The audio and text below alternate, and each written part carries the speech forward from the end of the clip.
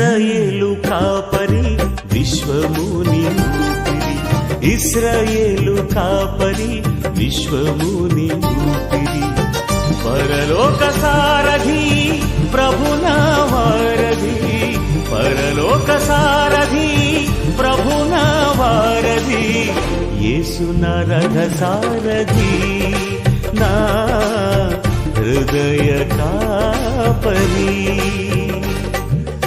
ఇశ్రాయేలు కాపరి విశ్వముని ఊపిరి, ఇశ్రాయేలు కాపరి విశ్వముని ఊపిరి.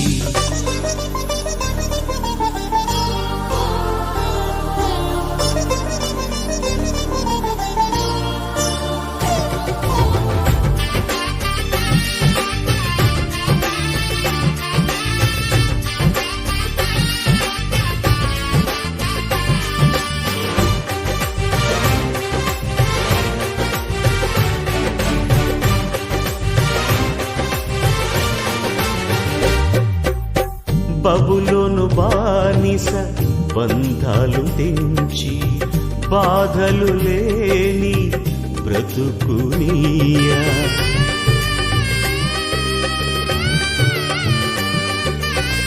బబులోను బానిస బంధాలు తెంచి, బాధలు లేని బ్రతుకునియా, సిలువ కాటాలో శ్రమల కౌగిటిలో, సిలువ కాటాలో శ్రమల కౌగిటిలో, రక్తము కాచి రక్షణనిచ్చిన నా యేసయ్య, నీ రక్తము కాచి రక్షణనిచ్చిన నా యేసయ్య.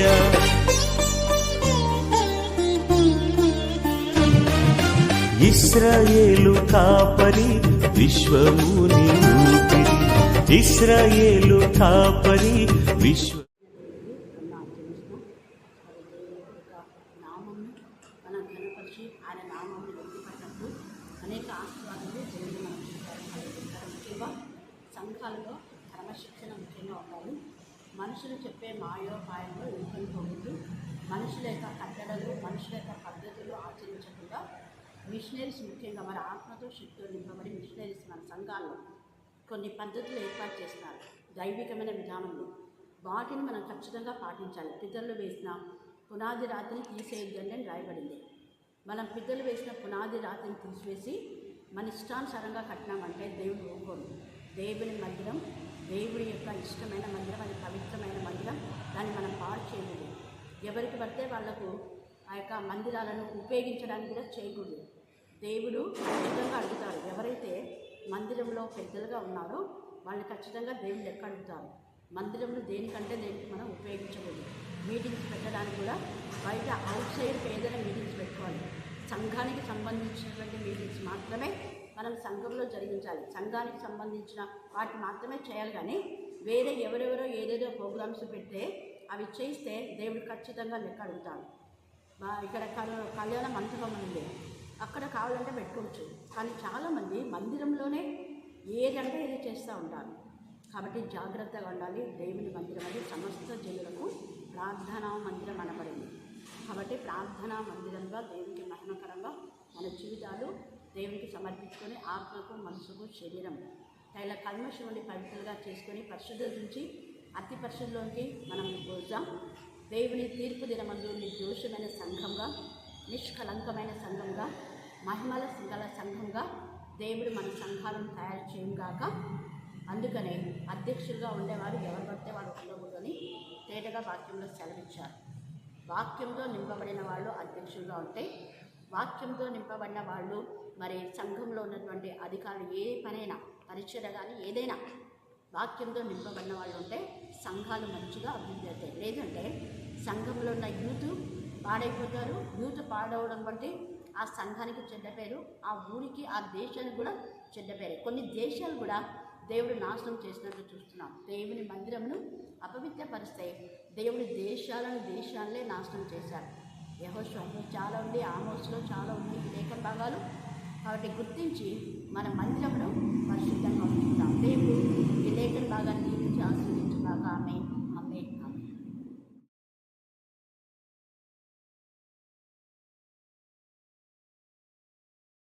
ప్రార్థించుకుంటున్నాం.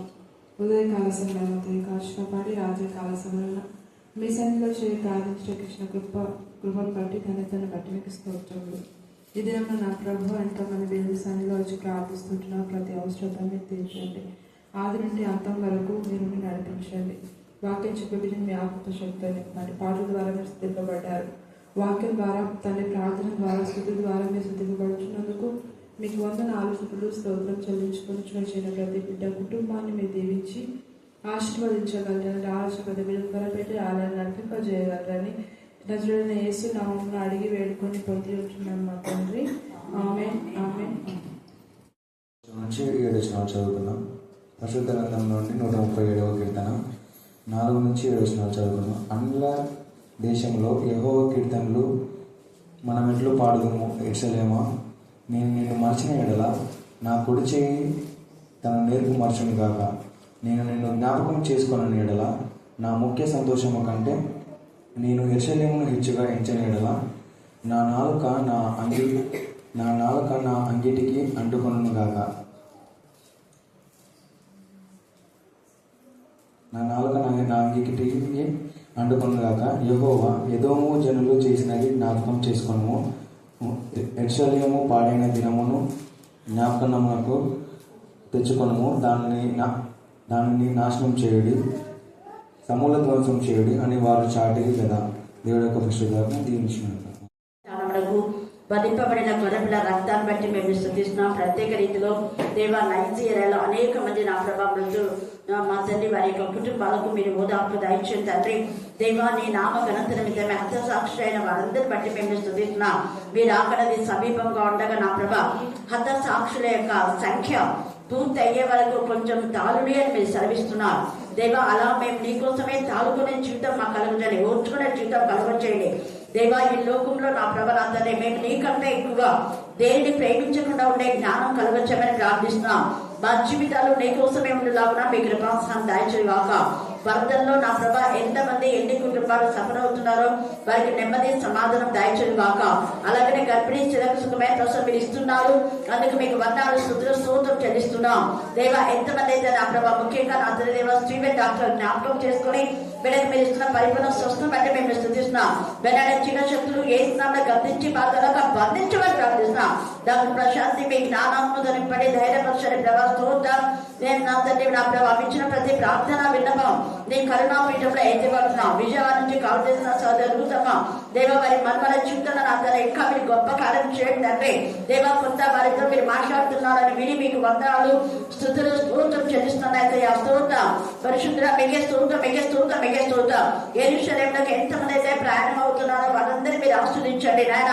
తిరిగి క్షేమంగా రావడానికి మీకు కృపాసనం దాయించమని ప్రార్థిస్తున్నాం దేవ. మిగే స్తోత్రం మిగే స్తోత్రం మిగే స్తోత్రం మిగే స్తోత్రం మిగే స్తోత్రం. ఈ రాత్రి వేళ ఇక్కడ వాక్య పరిచయం జరుగుతుంది, అక్కడ ఎంతలో మీ ఆత్మకు దాయిచేయండి. ఎగ్జామ్ కోసం ప్రిపేర్ అవుతున్న బిడ్డకు జ్ఞాన వివేకం దాయిచేది కాక దేవ. నీ ముఖకాన్ని ప్రకాశింపచేది కాక తండ్రి స్తోత్రం. చదవన్న లేఖన భావన ఆశించి విరిచి మా అందరి జీవితాల ఫలింపచేయండి తండ్రి. మీ ముఖకాన్ని ప్రకాశింపచేయండి. ముఖ్యంగా జ్యోతి కూడా నా ప్రభావం ఈ రోజు వేయించాం మా అందరినీ 3 గంటల వేళలో చేయండి. ఏంటి చెప్పండి, మళ్ళీ చెప్పాలా? యెరూషలేము క్షేమం కొరకు ప్రార్థన చేయండి అని గ్రంథకర్త 122వ కీర్తనలో ఇది యాత్రా కీర్తనలు. యాత్రా కీర్తనలు అంటే మామూలుగా చాలా మంది తాము చేస్తున్న ప్రయాణంలో మనం కూడా యాత్రా జీవితంలో ఉన్నాం. ఈ లోకం అన్నది ఒక యాత్ర, ఇదేది కూడా స్థిరం కాదు. యాత్ర కంటే ఒక ప్రదేశానికి వెళ్ళిన తర్వాత మనం అక్కడే ఉంటామా, యాత్రలో ఉన్నాం. మళ్ళీ మనం ఎక్కడ ఉంటామో ఆ ప్రదేశాలకు వచ్చేస్తుంటాం. ఇలాగా యెరూషలేమును కూడా చాలా మంది యాత్ర చేస్తున్నారు. యాత్ర అంటే విజిట్, యెరూషలేమును సందర్శించడానికి. మన ప్రపంచం అంతట్లో ఉన్నటువంటి దేవాలయాలు కానీ ప్రదేశాలు కానీ జ్ఞాపకం చేసుకుంటే యెరూషలేమునకు వెళ్ళే అంత మంది ఇక ఎక్కడికి కూడా వెళ్ళరు కూడా. ఒకవేళ మనం అనుకున్నాం తిరుపతి మన భారతదేశంలో తిరుపతి గురించి పెద్దగా ఎన్నో ఎక్కుంటారు, కానీ తిరుపతిని సందర్శించడానికి కొంతమంది మాత్రమే వస్తుంటారు, కొన్ని ప్రాంతంలో వారే. యెరూషలేము అలా కాదు. యెరూషలేము కేంద్రం అన్నమాట, ప్రపంచానికంతా మధ్యలో ఉన్నటువంటిది యెరూషలేం. యెరూషలేం యొక్క మందిరం, యెరూషలేం యొక్క ప్రాంతం అది దేవునికి ఇష్టమైంది, ప్రత్యేకింపబడింది, ప్రతిష్ఠించబడింది, దేవుడు కోరుకున్నటువంటి సియోను. అందుకనే ఇర్మియా 30:17 చదవండి. యెరూషలేముకు చాలా పేర్లు ఉన్నాయి. దావీదు పట్టణం అనుంది, యెరూషలేం అనుంది, సియోనుపురం అనుంది. అలాగా మరియు యెహోవా సెలవిచ్చినదేమనగా నా సేవకుడైన యాకోబు భయపడకము, ఇశ్రాయేలు ఇర్మియా వారు ఎవరు లక్ష్య పెట్టని సియోలని వెలివేయబడినదని నీకు పేరు పెట్టున్నాను. కానీ దేవుడు ఏం చేస్తాడంట, నీకు ఆరోగ్యం కలగజేస్తానంట. ఎంత చక్కగా అది కంటెక్ట్ చేసుకోండి. ఎవరు లక్ష్య పెట్టని సియోను అని అనుకుంటున్నారు. యెరూషలేము గురించి ఇష్టానుసారంగా మాట్లాడుతున్నారు. యెరూషలేము చాలా చిన్న పట్టణము, ఏం చేయలేదే మమ్మల్ని అనుకుంటున్నారు. కానీ ఆ యెరూషలేముని అందరూ ఆశ్రయించేలా చేస్తున్నాడు. ఇప్పుడు ప్రస్తుతం అంటే ప్రపంచం అంతా యెరూషలేం అంటే ఉనికిపోయేలా ఉంది. అంత చిన్న పట్టణం అయినప్పటికీ కూడా ప్రపంచానంతా ఏలే స్తోమత యెరూషలేంకే ఉంది. హల్లెలూయా, హల్లెలూయా. చాలా నిధులున్నాయి అక్కడ. అనేక చుట్టుపక్కల ఉన్నటువంటి వాళ్ళంతా కూడా అది సరఫరా చేసేదిగా ఉంటుందన్నమాట. అనేక ప్రాంతాలలో వాళ్ళకు కావాల్సిన సోర్స్లన్నీ కూడా సరఫరా చేసేది యెరూషలేం. కాబట్టి ఈ రాత్రి కాల సమయమందు ఆ యెరూషలేమును సృష్టించిన సృష్టికర్త అయిన దేవుని మనం మరవకూడదు. అలాగనే దేవుడు యెరూషలేముని ఎంత ప్రేమిస్తున్నారో మనం అంత ప్రేమిస్తేనే మన జీవితాలకు ఆశీర్వాదం. అందుకే ఇక్కడ అంటున్నాడు చూడండి, 122వ కీర్తన 6వ వచనం. యెరూషలేము యొక్క క్షేమం కొరకు ప్రార్థన చేయుడి. యెరూషలేము యొక్క క్షేమం కొరకు ప్రార్థన చేయుడి. యెరూషలేమా నిన్ను ప్రేమించేవారు ఎవరిని ప్రేమిస్తున్నారు? ఒకసారి ప్రశ్న వేసుకోండి. యెరూషలేం అంటే దేవుని సన్నిధి. దేవుని సన్నిధి అంటే దేవుని వాక్యం. దేవుడు ఇచ్చిన ఈ వాక్యాన్ని నువ్వు అన్నిటికంటే ఎక్కువగా ప్రేమించాలి. దేవుని సన్నిధి నువ్వు ఎక్కువగా ప్రేమించాలి. మీ ఇంట్లో ఉన్న వాళ్ళకంటే, నీ ఉద్యోగం కంటే, నీ ఆస్తి అంతస్తులు అన్ని కంటే, పనుల కంటే దేవుడి కోసమే తప్పన పరిగెత్తుకుంటా ఎప్పుడైతే వస్తామో అప్పుడు దేవుడు వర్ధిల్ల చేస్తాడు. అందుకని ఇక్కడ ఎంత చక్కగా యెరూషలేమా నిన్ను ప్రేమించి వారు నీకు ఎందుకు వర్ధిల్లే జీవితం లేదు అంటే దేవుని వాక్యం పట్ల నిర్లక్ష్యమేమో, పనుల పట్ల ఆసక్తి, ఇంకా ఏదేదో దాని పట్ల ఆసక్తి, వాటన్నిటికీ ఎక్కువ ముందు వెళ్తాయి, డబ్బులు ఎక్కువ వస్తాయని ముందు వెళ్తుంటాం. మళ్ళీ రాత్రి ఎప్పుడో వచ్చి ఇంకా తర్వాత దేవుడా ఒక 10 నిమిషాలు వేద్దాంలే అని వస్తుంటాం. అది కాదు, ఖచ్చితంగా దేవుని సన్నిధికి వెళ్ళాలి అని. ఈ పిల్లలు 6:30 అయిపోతేనే వస్తుంటారు రోజు మన కూడా. అందుకే ఫస్ట్ ప్రేయర్ నేను ఆమెకే చేయమని చెప్పాను. ఎందుకు ఈ మాట చెప్తుంది అంటే దేవుడు అంటే ఒక తపన, ఆ తృష్ణ మనలో ఉంటేనే మనకు నెమ్మది, ఆశీర్వాదం. అందుకే జ్ఞానవంతురాలు ఇల్లు కట్టును అని నిన్న మనం చూసాం గుమ్మంలోని కదా. గుమ్మము అంటే దేవుని యొక్క సన్నిధి అని అక్కడ అర్థం. గుమ్మంలో మీ గురించి మీరు తక్కువగా అంచనా వేయదు. చాలా మంది ఇళ్లకు దేనికి ఎక్కువ ప్రాధాన్యత ఇస్తారు చెప్పండి? ఇళ్ళలు చెప్పండి, తలుపులకే కదా. చాలా కాస్ట్. మన మందిరం ఉంది 2 లక్షలు, అది అదే చర్చిలో చేసిన తలుపులు ఉన్నాయి కదా, అవి 2 lakhs. ఇంకా చాలా మంది చాలా చేసేవాటికంటే అది ఇప్పుడు అప్పట్లో 50,000, ఇప్పుడు ఇంకెంత ఉంటుందో తెలియదు. తలుపులు ఎందుకు పెట్టారు అంటే అది దేవుడికి ఇష్టమైంది. యెహోవా గుమ్మము అని చెప్పాడు. కాబట్టి మీరు కూడా మీరు తిండి తినకపోయినా నేను చెప్తా, మీ బట్టలు సరిగా లేకపోయినా పర్లేదు, కొత్త బట్టలు కొనడానికి డబ్బులు ఇష్టం వచ్చినట్టు పెడతాం, తిండికి ఇష్టం వచ్చినట్టు పెడతాం. ఎప్పుడంటే అప్పుడు చికెన్ బిర్యానీ అవి ఇవి అన్నీ. కానీ తలుపులు మాత్రం ఎట్టుంటాయి? మీ తలుపులన్నీ బాగున్నాయా? చేతులు ఇద్దరిని కొంచెం ఎంతమంది తలుపులు బాగున్నాయి అనేవాళ్ళంతా. మా తలుపులు బాగున్నాయి అనేవాళ్ళు. God bless. ఎందుకు అంటే పదే తలుపులు వేసుకొని అంటుంటాం కదా. తలుపులు సరిగా ఉంటేనే రక్షణ. తలుపు అన్నది, ద్వారం అన్నది యేసయ్య నీ ఇంటి లోపలికి బయటికి వెళ్తున్నాడు. మరి ఒక రాజు, ఒక కలెక్టర్ నీ ఇంటికి వస్తున్నా అంటే ఎట్లుంటుంది తలుపు చెప్పండి? గుర్తుపెట్టుకోండి, రాజు యేసయ్య మన ఇంటికి వస్తాడన్నప్పుడు మన యొక్క గుమ్మాలు ఎలాగున్నాయి? నీ ఇంటికి రక్షణ ఇచ్చేదే తలుపు. అంటే దీన్ని తలుపు అని ఎందుకు ప్రత్యేకంగా చెప్తున్నామంటే మన హృదయం ఇంటి తలుపులు సరిగా లేకపోతే మన హృదయ తలుపులు కూడా సరిగా ఉండవు. ఓపెన్గా చెప్తున్నాను. అందుకే అంటాడు ఇల్లు చూడండి ఇల్లాను చూడండి అన్నారు. ఉందా? సామెత ఉందా? ఏమో కొన్ని ఉన్నాయి నాకు తెలుసుకున్నవి. ఇంటిని చూసి ఇల్లాను చూడండి అన్నారు. అంటే ఆ ఇల్లు ఎంత ఇదిగా ఉంటే ఆ ఇల్లాలో అలాగా అనేది. కొంతమంది చిన్నగానే ఉంటుంది ఇల్లులు. నేను బాంబేకి వెళ్ళినప్పుడు చూసినా చాలా చిన్నగా ఉంటాయి. ఎంత నీటిగా సర్దుకుని ఉంటారు. అన్ని ఒక పెద్ద మంచం ఉంటా, మంచం కింద అంతా ఎన్ని ఉంటాయి, చిన్నగానే ఉంటుంది. ఎంత నీట్గా సర్దుకొని ఉంటారు. ఆ చిన్న చిన్న ఇళ్ళకి ఎక్కువ ప్రాధాన్యత ఇస్తున్నాను. ఎందుకు నేను మాట చెప్తున్నా అంటే ద్వారము అన్నది దేవునికి ఇష్టం. ఇక్కడ యెరూషలేము యొక్క గుమ్మములలో అనే మాట కూడా యెరూషలేము యొక్క ప్రాకారములలో. అందుకే అంటాడు యెహోవా ఈ గుమ్మాలంట ఎంత ఇష్టం అంట. చూడండి 2వ వచనం 122:2.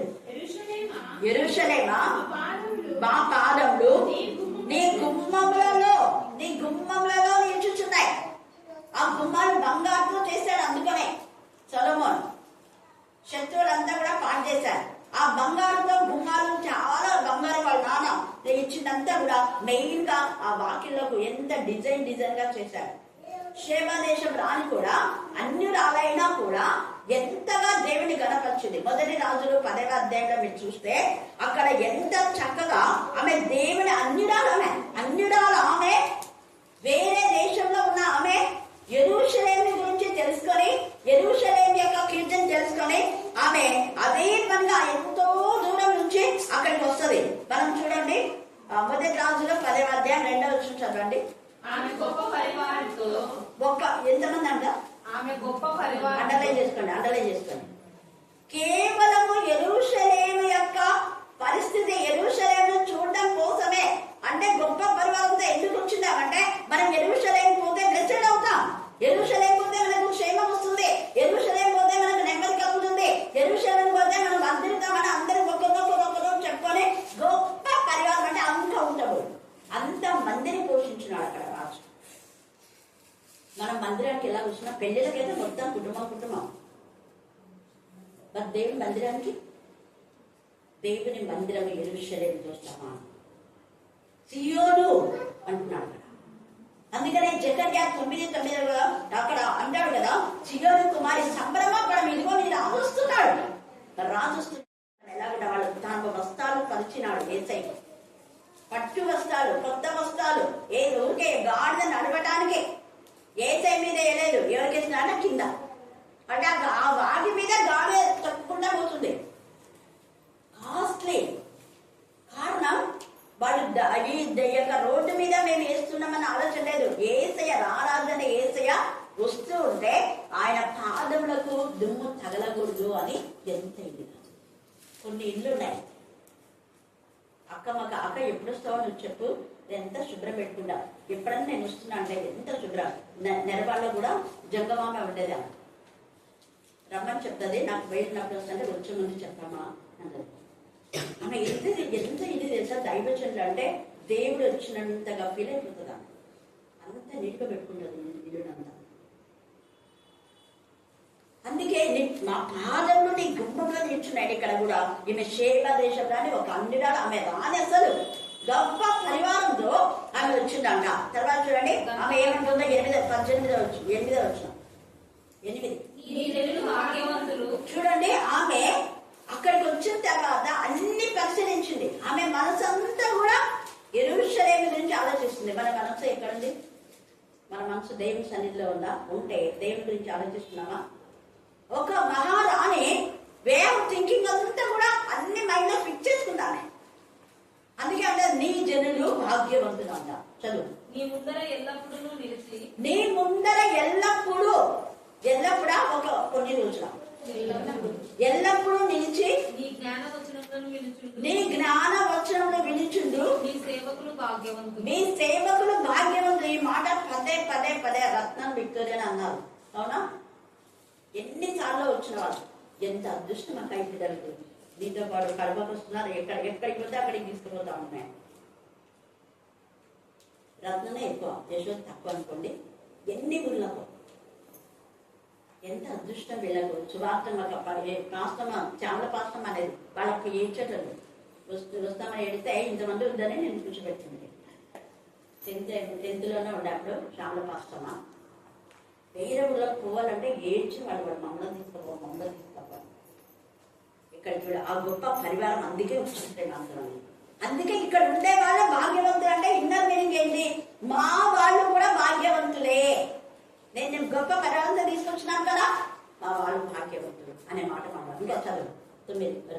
నీ యందు ఆనందించి ఇక్కడ చూడండి, నీ యందు ఎవరు ఆనందించాలా? దేవుడు. మరి మన దేవుని యందు ఆనందిస్తున్నామా? లోకంలో ఆనందిస్తున్నామా? ఉద్యోగంలో, విద్యలో, ఆ పనిలో, ఈ పనిలో దేంట్లో ఆనందిస్తున్నాడు? ఈ ఆనందం అసలు ఎక్కడుంది? ఇక్కడ నీ యందు దేవుడు నీలో ఆనందించేలా ఉండాలి. మనలో దేవుడు ఎప్పుడైతే ఆనందిస్తారో అదే మనకు ఆనందం. మనకు దేవుడికి ఎప్పుడైతే పీస్ ఉంటుందో అదే మనకు సమాధానం. దేవుడికి మనకు సమాధానం లేదంటే మనకు కూడా సమాధానం ఉండదు. సమాధానం లేదంటే వెంటనే మనం సర్చ్ చేసుకోవాలి. దేవా నీతో నాకు సమాధానం లేదేమో. దేవుడితో సమాధానం ఉంటే 100% పీస్ ఉంటుంది. చదవండి. నిన్ను ఇశ్రాయేలీయుల మీద రాజుగా నియమించిన నీ దేవుడైన యెహోవాకు నీ దేవుని యెహోవాకు స్తోత్రం. ఒక అన్ని రాళ్ళు యెహోవా దేవుని ఎంతగా కనబరుస్తుంది చూడండి.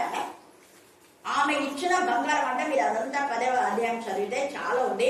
ఎవ్వరు ఇవ్వలేదంట అంతకు ముందు, తర్వాత అంత ఇచ్చింది ఆమె. అదంతా కూడా మన తర్వాత అధ్యాయంలో అంటాడు అవన్నీ ఆ దేవుని మందిరానికి ఏమేమి అవసరమో అవన్నీ చేపించాడు. ఎంత గొప్ప కృప. హల్లెలూయా, హల్లెలూయా, హల్లెలూయా. ఈ మధ్య మన వాళ్ళు కూడా ఎందుకు దేవుడు ప్రేరేపిస్తాడేమో. మన రోజుమని 1000 రూపీస్ ఇచ్చింది. ఎందుకు దేనికి వాడాలా అని అడిగినాను. అంటే కానుక బాక్స్లో ఇవ్వంటే లేదక్క లేదు నీకే ఇస్తున్నా అంటే ఎందుకు అన్న. నువ్వు ఊళ్ళో పోతుంటావు కదా, మేము రాకుండా వెళ్ళే వాళ్ళకి ఛార్జింగ్ అని చెప్తున్నారు కదా అన్న. ఇంకొక చదవమి తర్వాత కృపమ్మ కూడా ఎందుకు ఈ మాట నేను చెప్తున్నానంటే వాళ్ళకి ఎందుకు ప్రేరేపణ చూడు. నేనన్నా బస్కి ఇప్పుడు ఫ్రీగానే కదా అన్నామండి. ఏదో ఒక దానికి వాడుకోకాదు అన్న.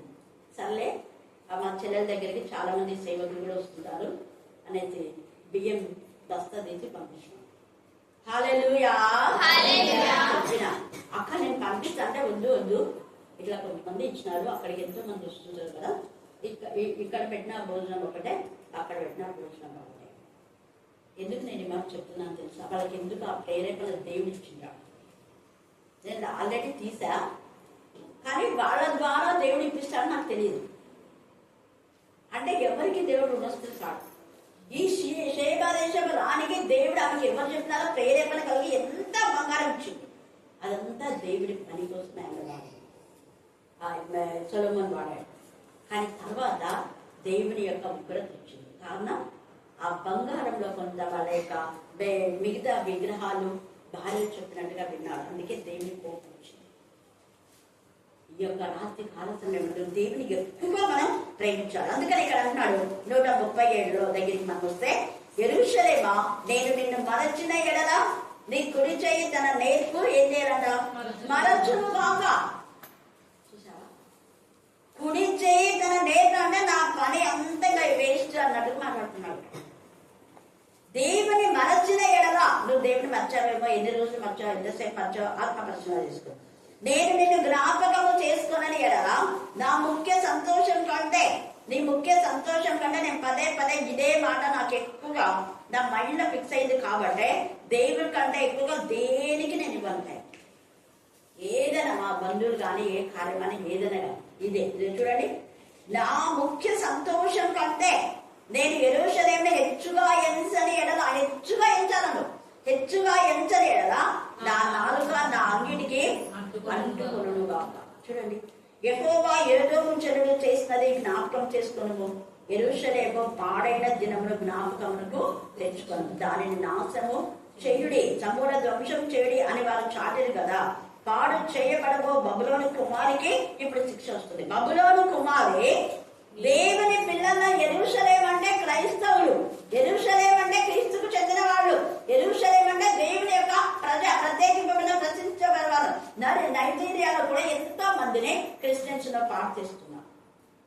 ఇప్పుడు ఈ రోజు నాకు రాజకుమారి కాల్ చేసింది, అక్క విజయవాడ పోతున్నాం మేము కోర్టులో పిటిషన్ వేయడానికి అనేది ఏంటమ్మా అంటే అదే చర్చెస్లో అన్ని వచ్చి అంతా చలామణి చేస్తున్నారు కాబట్టి క్రిస్టియన్ యాక్ట్ తీసుకొచ్చి క్రైస్తవులు తప్ప వేరే వాళ్ళు ఉన్నారంటే ఆల్రెడీ చాలా సంఘాలు ఉన్నారు. కొన్ని సంఘాలు ఇట్లా చేస్తున్నాయి.